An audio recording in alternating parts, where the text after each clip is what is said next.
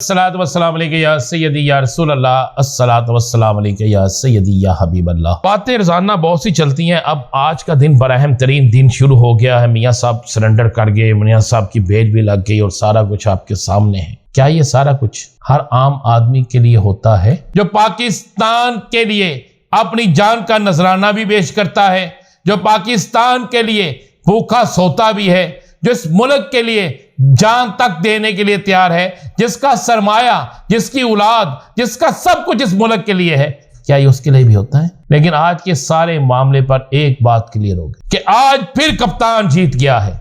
इंसाफ किसके लिए है? आज ये एक सवाल और इसका जवाब भी मिल गया है कि इंसाफ किसके लिए है। ये क्लियर हो गया है कि इंसाफ किसके लिए है। इंसाफ सिर्फ उसके लिए है। एक बड़ी खबर दे दूं, बड़ी खबर।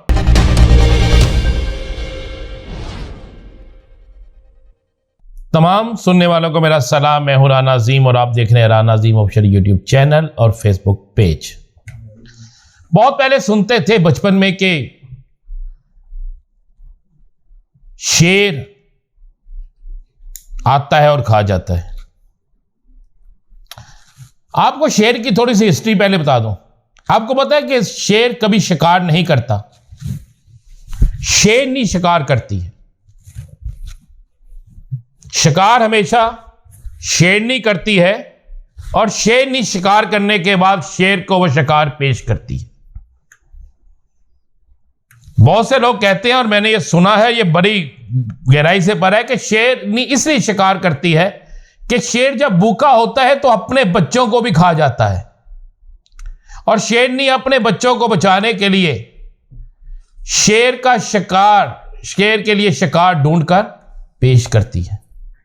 तो पाकिस्तान में भी,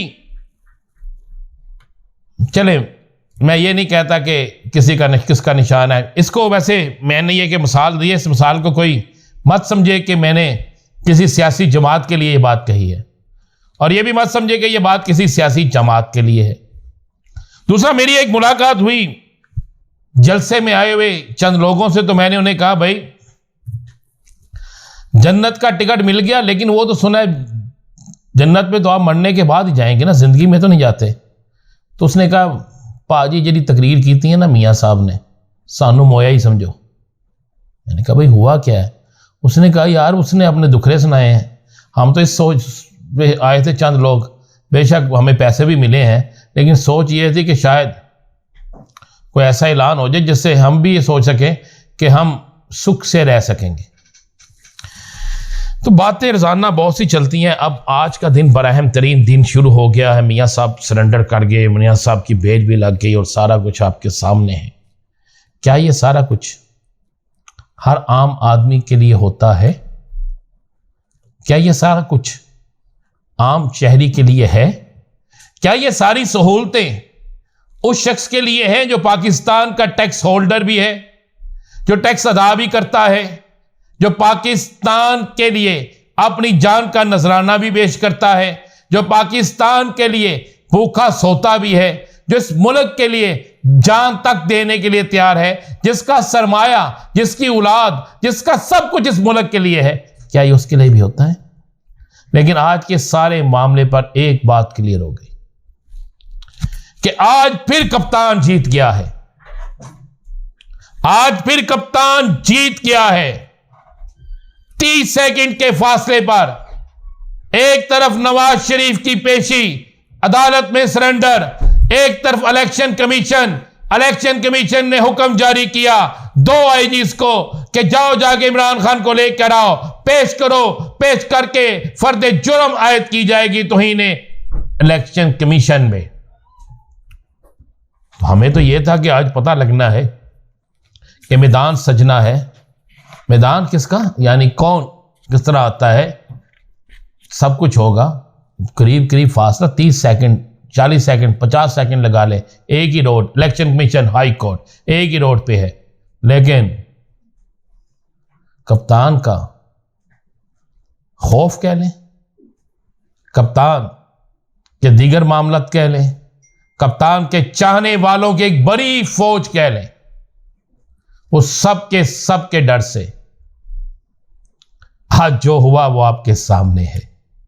और हम कह सकते हैं, बरबला कह सकते हैं कि कप्तान जीत क्या है। कप्तान इसलिए जीत क्या है कि उसे किसी खौफ की वजह से बेल नहीं दी जाती, उसे किसी खौफ की वजह से पेश नहीं किया जाता। उसे पेश किया जाए तो इस तरह जिस तरह कर्फ्यू का आलम होता है। और कप्तान ने जो बात कही थी कि मैं हर उस निजाम को नंगा कर दूंगा जिस निजाम में इंसाफ नहीं होगा। और वाकई जो कप्तान ने कहा था काफी हद तक वो साफ नजर आ रहा है। मुझे अपनी अदलिया पर अपनी जात से ज्यादा यकीन था, अब भी है, लेकिन कुछ ऐसे फैसले जो मैं होते देखता हूं तो मेरा दिल भी खून के आंसू रोता है और सोचता हूं कि एक इंसाफ ही तो है जिसकी हमें उम्मीद थी।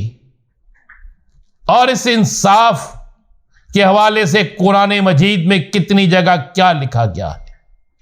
रसूल अकरम सरवरे कायनात हजरत मोहम्मद मुस्तफ़ा सल्लल्लाहु अलैहि वसल्लम ने क्या फरमाया था।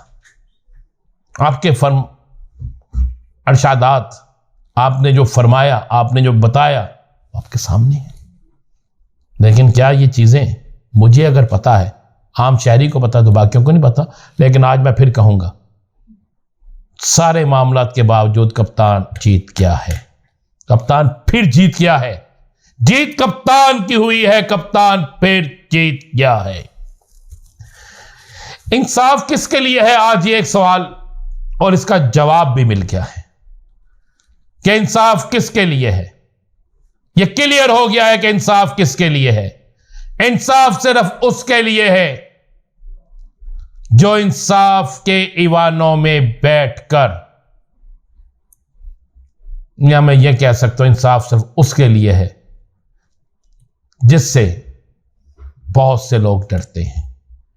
ताकतवर सियासतदानों के लिए, ताकतवर सरमायादारों के लिए, ताकतवर ब्यूरोक्रेट्स के लिए, अवाम के लिए नहीं। इंसाफ सिर्फ उनके लिए है। एक बड़ी खबर दे दूं, बड़ी खबर, नवाज शरीफ सब कुछ लेने के बावजूद भी इलेक्शन से बाहर हो गया है। नोट कर लें, मेरी इस बात को नोट कर लें कि मियां नवाज शरीफ के साथ वो हाथ हो गया है कि आप सोच भी नहीं सकते। एक तरफ उन्हें रिलीफ तर रिलीफ और दूसरी तरफ आपको खबर दे रहा हूं, जब भी इलेक्शन होंगे मियां नवाज शरीफ इलेक्शन से बाहर होगा। मियां नवाज शरीफ इलेक्शन से बाहर है। मियां नवाज शरीफ को इलेक्शन से बाहर कर दिया गया है और यह भी फैसला हो चुका है। आइन और कानून के मुताबिक भी वो इलेक्शन नहीं लड़ सकते थे। हालांकि आइन और कानून के मुताबिक बहुत से फैसले नहीं हो रहे, लेकिन मियां नवाज शरीफ इलेक्शन से बाहर है। मजीद आज एक और व्लॉग भी करूंगा, आज बल्कि 3 व्लॉग करूंगा, क्योंकि आपको हर लम्हे बड़ी से बड़ी खबर देनी है। इंतज़ार कीजिएगा मेरी खबर का। इजाज़त दीजिए, अल्लाह हाफिज़।